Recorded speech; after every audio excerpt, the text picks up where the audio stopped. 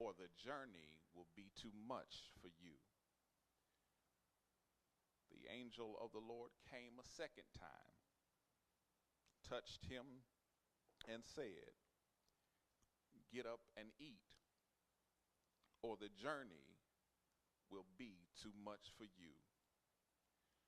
Get up and eat, or the journey will be too much for you. I want to preach from an idea this morning where there are just two or three gathered together in the name of the Lord. We are sustained. We are sustained. Now, we're going to have a little understanding this morning. When I first started preaching, nobody wanted to hear me, so I had to go in my backyard and preach I had 2 squirrels and a rabbit. That was my first congregation. They ain't say nothing either. But we doing a little better this morning, amen, and 2 squirrels and a rabbit. So yeah, every now and then, talk back to me and let me know that we're going in the right direction, amen. My second congregation, I had more sheep in the pasture than I had people in the pews. And we don't have no sheep in here this morning. So again, every now and then, let me know it's going in the right direction, and we're going to be all right, amen. I am sustained. We are sustained. Get up. Get something to eat, or the journey will be too much for you. Elijah was a prophet that is placed in a precarious and difficult position. Understanding the goal, role, and office of the prophet is to reconcile divine affirmation towards the human condition. Effectively, the prophet solidifies that what we do on earth is on the mind of God in heaven. The prophet is the spiritual stamp for our activities as people following God. And so spiritually, the prophet goes between God, the powers of earthly thrones, and the people of God. So while the prophet has little to no military power, he has significant influence. And this is important because what you learn in leadership is position and influence are 2 different things. You can have a powerful position, but if you don't have any influence, effectively you're powerless. You can have a position, but unless there's influence that undergirds the position, it's an empty position. And so the seal of the prophet goes to signify and solidify the power of earthly thrones. And so it's not uncommon for state power to appeal to spiritual power as the confirmation of authority of the throne. Elijah finds himself in a compromised position because he is between the throne of God and some earthly thrones. Elijah finds himself placed between state power and divine power. The Queen Jezebel is trying to introduce idol worship into the hearts of the people, and Elijah stands as the last line of defense, the last encumbrance between a people that's holding on to the promises of God and a people that's tempted to slip away. Elijah is the last line of defense between spiritual corruption, the last line of defense between communities falling apart, the last line of defense between folks worshiping and praising God. Elijah is the last line of defense. He don't have any power. He does not have a bodyguard. He does not have an army. All he has is prayer and his faith. God help me. Elijah is the last line of defense, and Jezebel is a powerful woman standing in place of a powerful kingdom. Elijah is the last line of defense, and Elijah tells Jezebel that if I'm the last line of defense, tell your God to do what my God has already done. If I'm the last line of defense, tell your God to show up like my God shows up. If I'm the last line of defense, tell your God to cover us like my God has already covered us. If I'm the last line of defense, tell your God to show himself mighty as my God has shown God's self mighty. And so it is that there is a contention here between earthly thrones and heavenly thrones. Are you hearing me this morning? Jezebel is horrified and she is petrified because there is a contest taking place between earthly thrones and heavenly thrones. And everybody in here ought to know there are some contests taking place between earthly thrones and heavenly thrones. Everything going on earthly thrones ain't called for by the heavenly throne. There is a contest taking place between earthly thrones and heavenly thrones. And Jezebel knows this is a dangerous contest, because if her God don't show up like Elijah's God does, then there's no power in her throne. Competition is dangerous because Jezebel may lose influence. But either way, Elijah knows he's going to lose his life. Contest taking place between the prophets of Baal to determine who watching the throne. You all remember this story from Bible study. Contest between the 400 prophets of Baal. They begin to implore their God. Do something. Move something. Show us that you're mighty in the earth. Jezebel sent these prophets to be the proof positive that her God is powerful, that the God of her conditioning is mighty. Elijah begins to mock and make fun of the prophets of Baal. So I was telling him, why don't you beat yourself harder? Maybe he'll hear you. He says, maybe your God is asleep. And one translation says, maybe your God is taking a bathroom break. Can you imagine one man standing against 400 folks telling you your God is in the water closet? This is a dire situation, and the prophets of Baal begin to become so nervous, so agitated, so disconcerting that they begin to cut themselves because they're trying to get Baal's attention.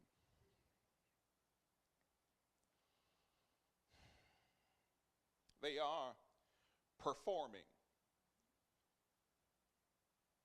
for the throne of Jezebel. I want you to hear me this morning. They begin to cut themselves, to beat themselves, to wail and to scream and to cry out. They are performing, not for Baal. They're performing for Jezebel. Brothers and sisters, children of the divine, the competition that we're witnessing in the book of Kings, it's not a racing competition. It's not a basketball competition, not a football competition. But this is a competition to determine if anybody's watching the throne. That's not the throne that's down here. That's not the throne of the presidency. That's not the throne of the governorship. That's not even the throne of the mayor. But there is a competition in the earth realm to determine if anybody is watching the throne. The throne that I'm talking about this morning is the divine throne of God. Just because you are in power and position does not mean you're watching the throne. Just because you're beating yourself and cutting yourself does not mean you're watching the throne. Just because you're bleeding and crying and bleeding and crying does not mean you're watching the throne. Just because you're in power and position does not mean the prophetic hand of God is on you.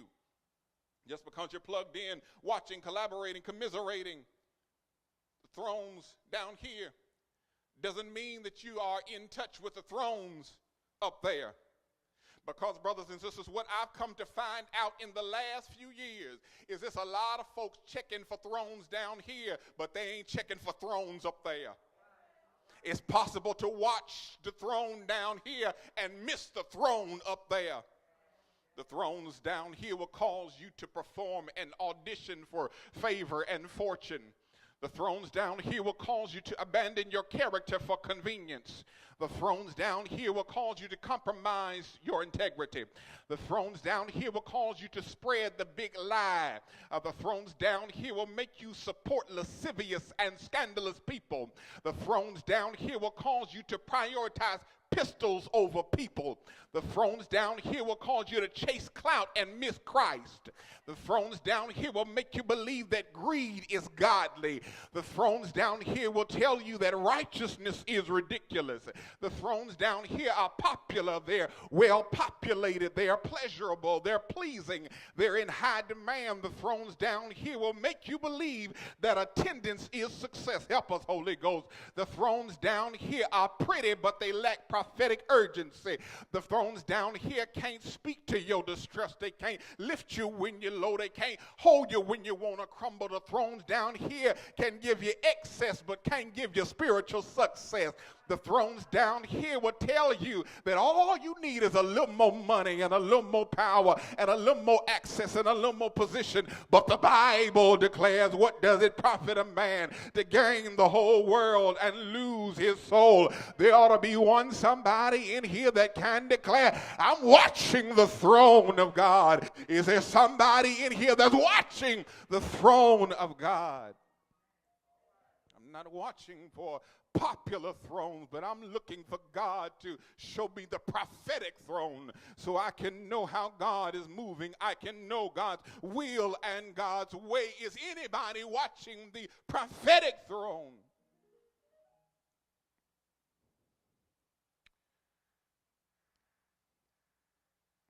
Struggle the prophets of Baal contend with watching the popular throne is that you missed the priestly throne. When you're watching popular thrones, you'll lose your calling trying to catch people, places, and positions you were never created for. How many folks do we know chasing after the bag and losing their self? How many folks do we know chasing after power, losing their morality? How many folks do we know chasing after popular thrones, missing the priestly prophetic power of the divine throne? They're cutting themselves. Listen to me. They're bleeding out, and they can't even get a text back. They cutting themselves and can't even get a call back. They cutting themselves and their God can't heal. They're cutting themselves. I'm trying to make my way this morning. They cutting themselves and their God won't deliver. They cutting themselves and their God won't press through. They cutting themselves and their God won't open up doors. They cutting themselves and their God won't heal. How many times in life have we cut ourselves for stuff that won't call us back? Cut ourselves for relationships that won't care for us back. Many of us are bleeding out for people who won't acknowledge our wounds. Bleeding out for relationships and friendships that want performance but not compassion. Bleeding out for jobs that'll call you in but won't promote you up. Bleeding out for connections, bleeding out for love, bleeding out to be seen and to be heard and to be cared for and to be helped. And they're still cutting themselves. Cutting themselves. Wailing and cutting themselves. Then Elijah says, I'll stand between people who are cutting themselves and a throne that'll call you back. And I'm glad this morning that through the difficulties of my life, through the ups and downs of ministry, through the hard times of this pandemic, that I got a God that'll call me back. I don't know about anybody else this morning, I'm glad today that I got a God that'll text me back. I got a God that'll come through for me. I got a God that'll still open doors for me. There have been mornings and days when the thing got low, but God said, I'm going to put something in your account just to let you know I'm still working it out in your favor. I'm glad this morning that I got a God that will come through for me. Elijah faces the prophets of Baal. And he comes out victorious. Watch this now. 400 of them die. Elijah is 1 versus 400. And the news gets back to Jezebel that Elijah has killed all of these men with a sword. Now, I might be able to take 1 or 2 of y'all. It's not 400 folks in here this morning. Somebody gonna stop me before I get to the end of y'all. Y'all gonna go upside my head, use the mic stand or something, look at you. Uncle Tim already got a plan in motion to take out the pastor. Now, how feasible is it for Jezebel to believe that one man has killed 400 prophets? But yet, she sends Elijah a message. She tells Elijah, I'm going to do to you everything that you did to them. I'm going to slay you like you slew them. I'm going to stab you like you stabbed them. I'm going to hurt you like you hurt them. You took out 400 of mine. I'm going to do everything you did to them to you. He did the right thing. He was working for God. He did the right thing. He was serving like he was supposed to serve. He did the right thing. He was in place, position, and he was carrying the prophetic word. But he still ended up fighting for his life. He's now running from a woman that has military might and power. She's chasing him solely and individually. He's trying to get away from her. He begins to get depressed. He's running from place to place. His emotions are full. He's down in the doldrums of life. This thing is sitting with him heavy because it's possible for us to do the right thing and still end up with the wrong outcome. I want you to hear me this morning. It's possible, as saved, sanctified, and Holy Ghost filled as you are, it's possible to do the right thing and still find yourself in a mess. It's possible to say the right thing and still be stuck in the middle of a misunderstanding. It's possible to do all that you are supposed to do. Turn in your reports on time. Do your work on time. Go with the right people. Be on the right team. Have the right skills. And still find yourself in a disturbing situation. What many of us struggle to acknowledge is that God's calling will come with some conflict. God's calling will place you in contention. God's calling will make you collide with some obstacles. Not because you weren't meant to be here, but conflict comes because you weren't meant to stay here. I want you to hear me again. You encounter conflict not because you weren't meant to be here. You encounter conflict because you were designed to be a vessel to move us beyond here. You encounter conflict because some folks want to stay right where they are. Do what they've always been doing and do it how it's always been done. But conflict comes because you understand that you have been designed to pick up the ball and move it down the field. Can I just talk to you for a minute? One of the things that we specialize in Tuscaloosa, Alabama, beyond prejudice, Jim Crow segregation, and discrimination, uh, Alabama football. That's right. We specialize in Alabama football. Not only do we specialize in Alabama football, but Alabama has a specialty, not of the quarterback. I bet y'all can't name 3 quarterbacks that came from the University of Alabama. But I can name 10 running backs. And what you discover as a running back is, if you want to make progress, you're going to run into some problems.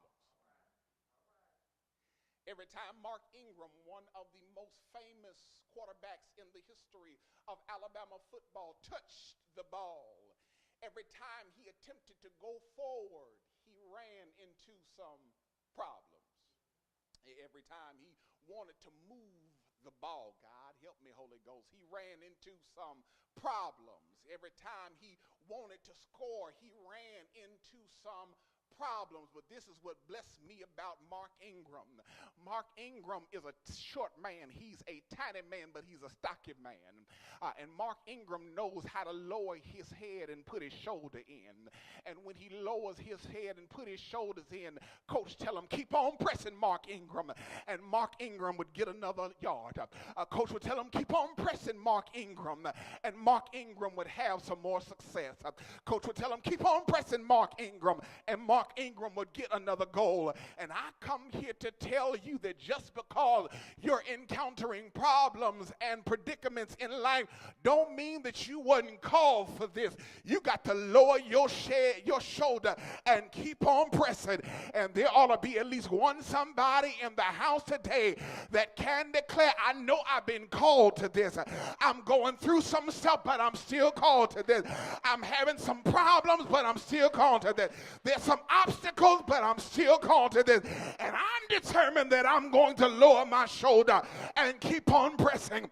And there ought to be at least one somebody that can declare, I'm not going this far to turn around, but God has told me on the sidelines of my life to lower my shoulder and keep on pressing. Turn to your internet neighbor and the neighbor that might be on your road and tell your neighbor, lower your shoulder. You're called for this. Lower your shoulder. You're anointed for this. Lower your shoulder. You're designed for this. Lower your shoulder. Your purpose for this. Lower your shoulder. God pulled you for this. Here it is. He's depressed because of progress. Shucks. Shalita, I didn't understand depression after progress until you understand. Sometimes in life, progress will have you feeling like you're empty. You'll achieve some goals and some accomplishments. After you've achieved your goals, you'll look around and say, God, what next? He's depressed because of progress. And because of the depression, because of progress, he gets on his knees and he asks the Lord, Lord, please kill me. I'm in the text this morning. I'm not telling you what I heard. I'm telling you what I read. He was progressed, but he was depressed. And because he was depressed, he got down on his knees and he asked the Lord, Lord, please kill me. This is a difficult word this morning because we know a lot of successful folks that struggle with depression. Look straight at me. It's some folks in here this morning that struggle with depression. That no matter how good things are going in their life, they still struggle to lift their head, struggle to go forward. They got all kinds of degrees, all kinds of accomplishments, all kinds of things going for them. They got a good family. They got a nice car, nice house, nice job, nice position.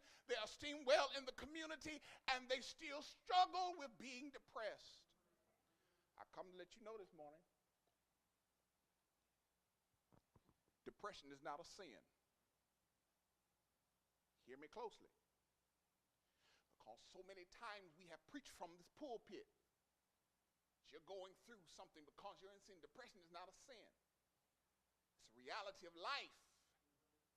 And the prophet struggled with that same reality. Watch this. This thing blessed me. As the prophet is struggling with depression, God doesn't speak to the prophet's deficiencies. God speaks to the prophet's opportunities. I want you to hear me again. Elijah asked the Lord, Lord, please kill me. God never comes back and deals with his deficiencies.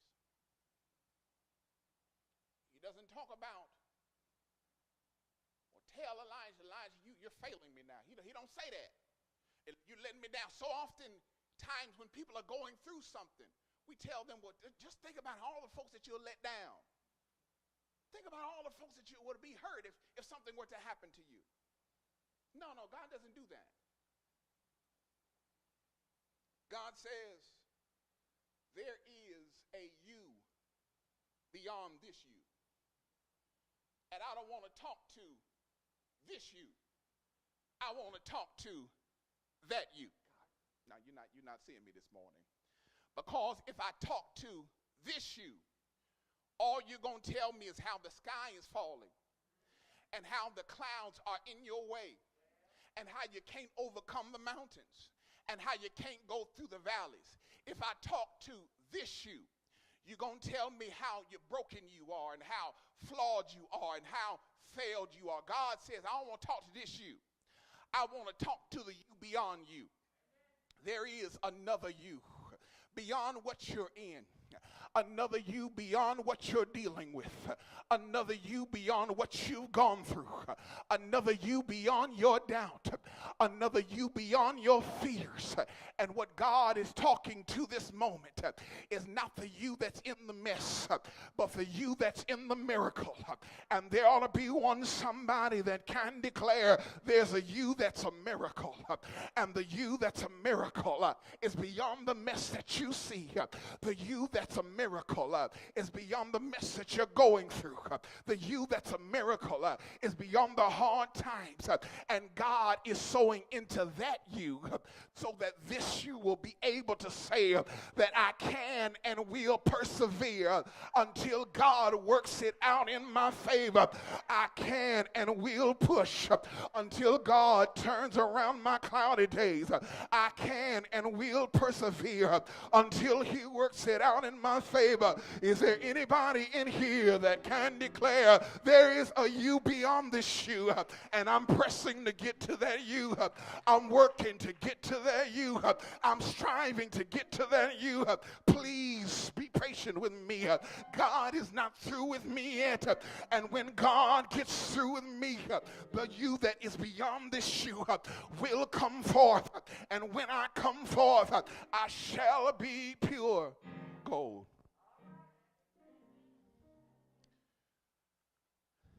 Elijah asked the Lord, please kill me. I know that's difficult for us to hear in church because so many stigmas have been associated with mental health. Watch this. This thing blessed my socks off.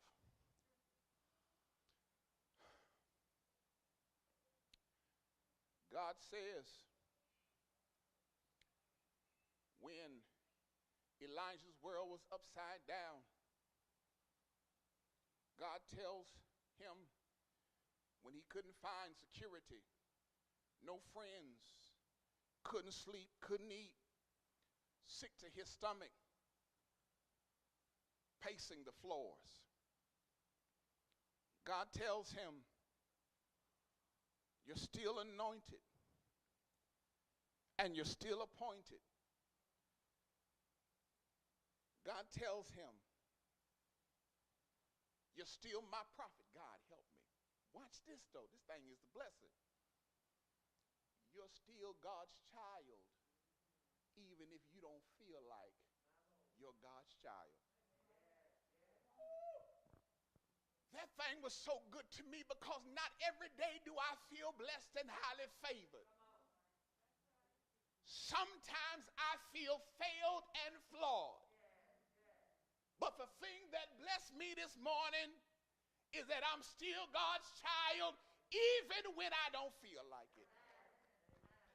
Watch this, y'all. The Lord told Elijah when he asked him to kill him, God said, get up, get you something to eat. Now, I know that seems on the spectrum of things that are important at that moment. That statement seems insignificant. But how many of y'all have had an attitude because you got hungry?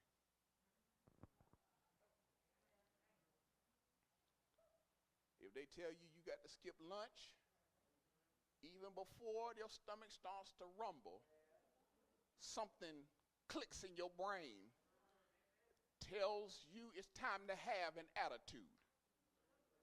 I'm finna go ahead and get my face fixed. I'm finna set my disposition. I got one of my eyes is a little lazy. I try to wear my glasses so y'all don't see it too bad. I started twitching when I get hungry. And when you tell me I'm about to miss a meal, it started twitching good. I take off my glasses because I want you to see I'm over here twitching at that eye at you.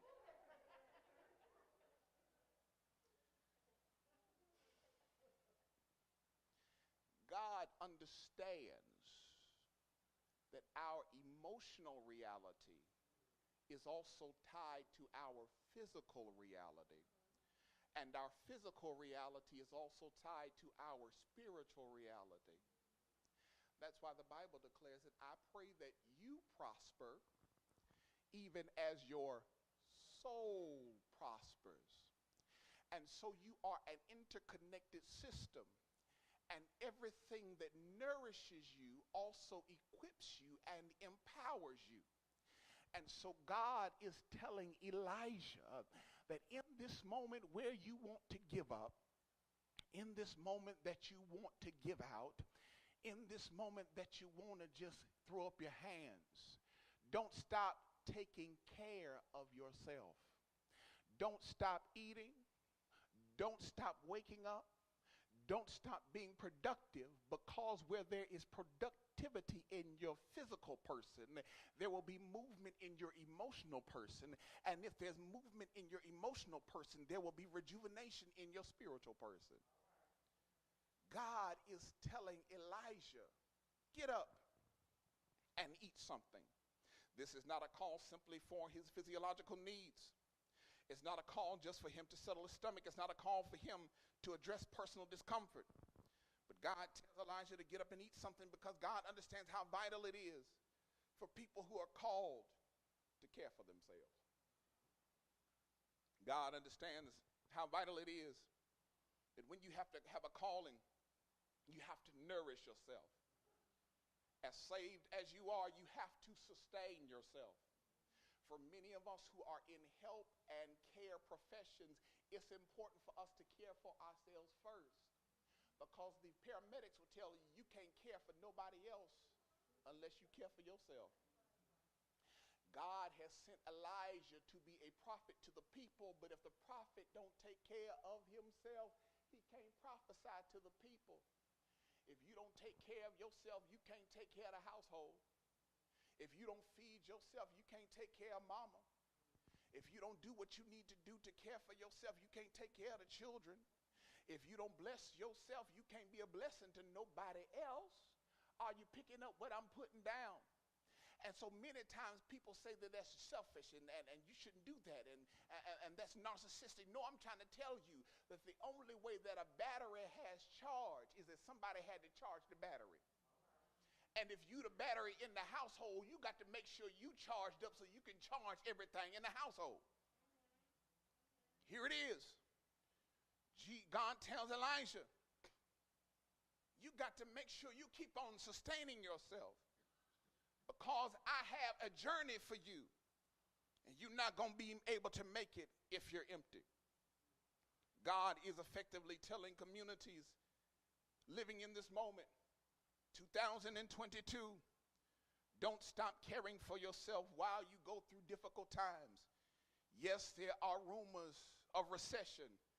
We're living in inflation.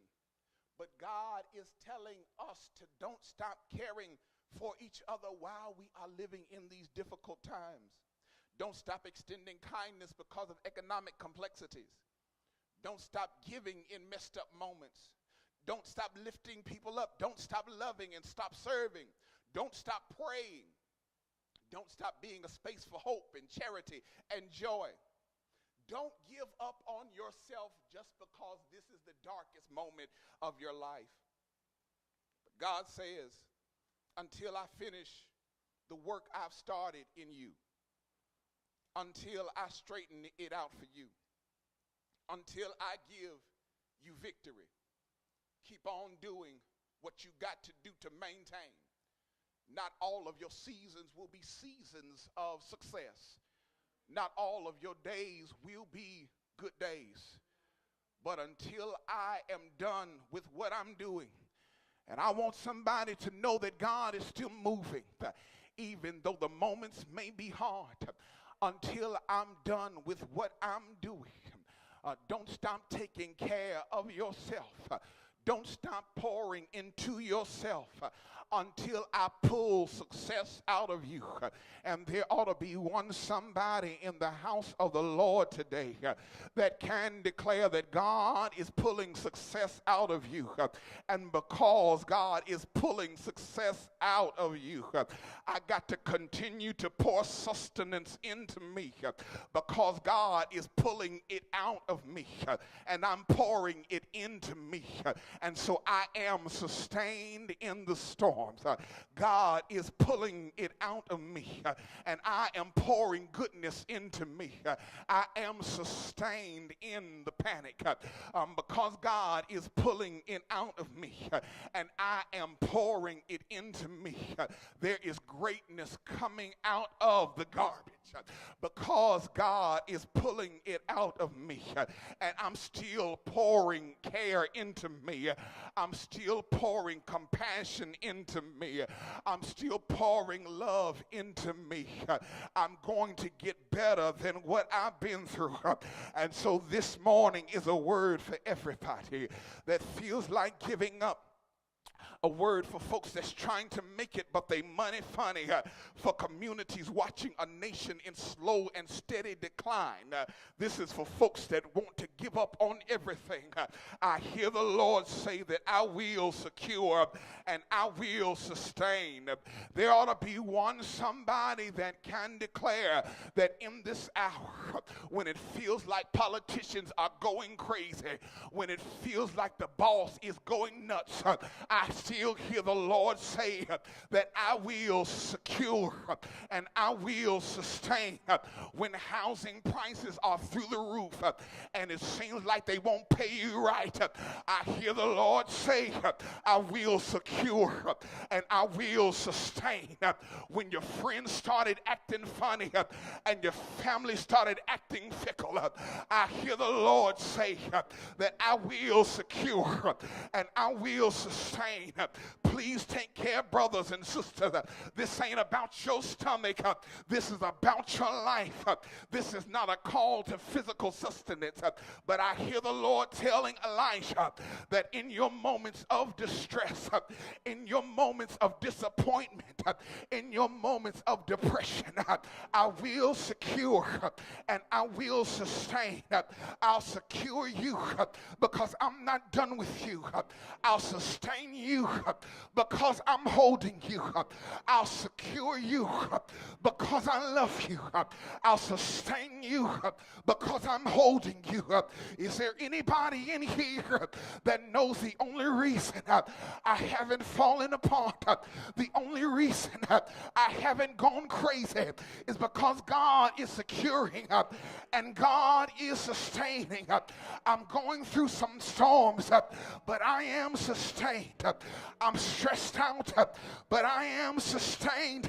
I'm tired, but I am sustained. I'm weary, but I am sustained. My heart has been broken, but I am sustained.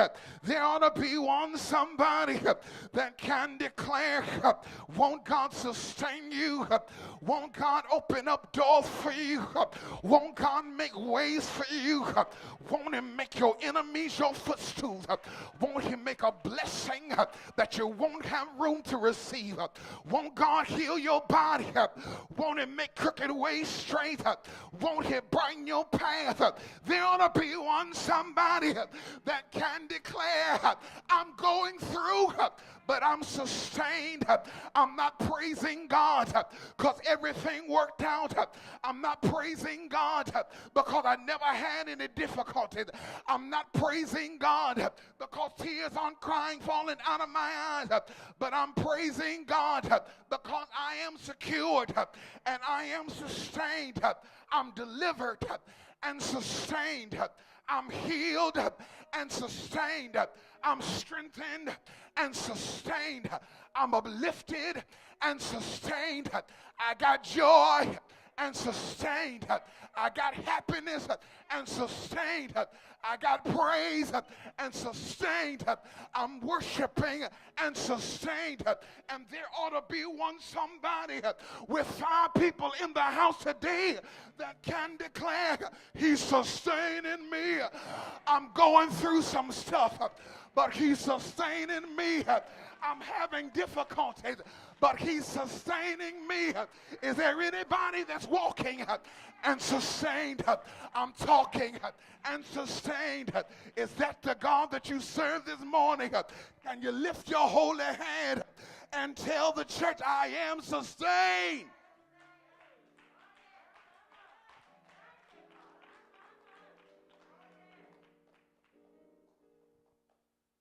I don't know how God is doing it.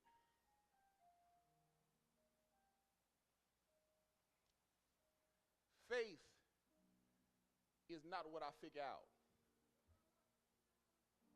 I want you to hear me this morning.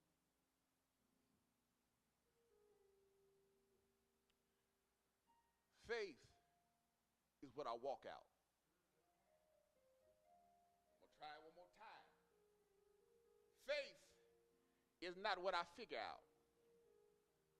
I don't know why I haven't gone under yet.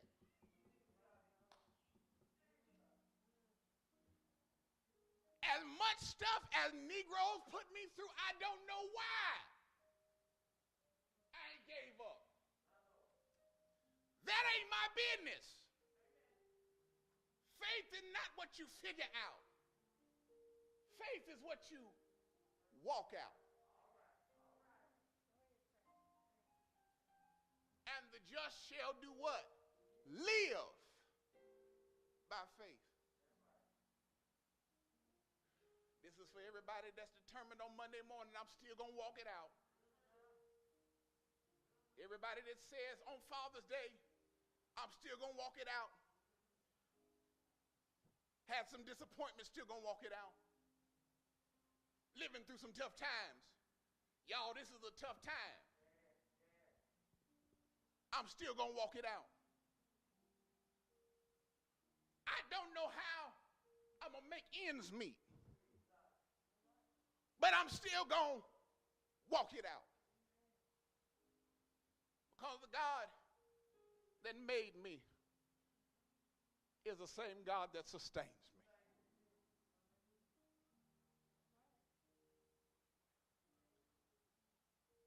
And you ought to do me a favor this morning. You ought to text your friend, I'm sustained. Text somebody, I'm sustained. Email them, I'm sustained. Send them a message, I'm sustained. Why? The Bible declares we overcome through the blood of the Lamb and by the word of our testimony. My testimony this morning is I'm sustained. They wanted to take your life, but you're sustained. Are you hearing me this morning? They wanted to snatch you, but you're sustained. They wanted to bring you under, but you're sustained. They wanted to make you ashamed, but you sustained. They wanted to cast you down, but look at you, sustained. Sustained. Sustained. Sustained. Sustained. Sustained. It don't make no good sense for you to be here today, but you're sustained. The doors of the church are open. There may be somebody here today who says, Lord,